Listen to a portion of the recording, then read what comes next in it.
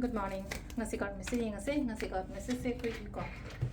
Rashi ki matung ina ko ka trying to ka tang thok charage trying to shi dagi shai sha gi rashi ma pa ma pa do khala khala ka mai toroga yenga se ko.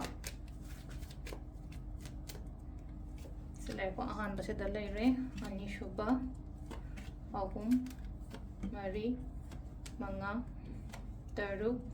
tarit nipan mapan tara Taramathoi,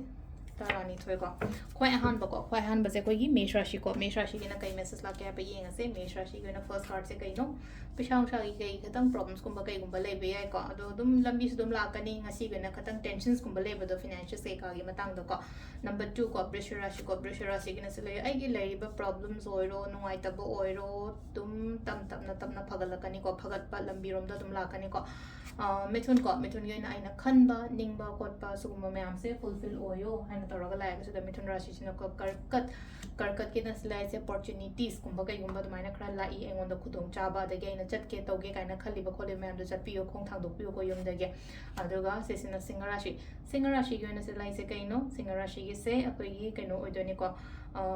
kai hai ga da ge hai kan se da hari mateng gumba kai gumba dumaina la ko da mana magi mateng gumba dumaina taraga Kaina Rashi Wakan Gumba Waba Kotpa, my toleb do high tension stress Gumba Kai Gumba to mine labor do nine like or to get to lag is Nasilazako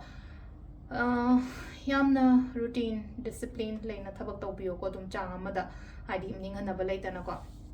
Minangam and Basuade, Minanam Dan Basuade ko Amumu Honaning or Coprichi grasses Yamaka Hadi has a give of toning buggy type that mine Tawayate Nando I did give of Tobogi Mota Honagadava Danu or Danugina Mushilai Danugina Slice Kanaba China Bakot Pashu Mam say Yaring avoid ignore Gumba Topioka Atuga Sisino Kumbrashi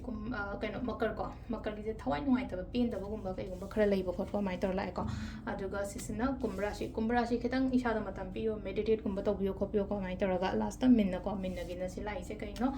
positive oil ko yamna hadi aina positive oil ba matamda aingonda afaba mayam ama lagani ko adu sida leire ko gi rashi gi matungina tarot card reading ma'am thank you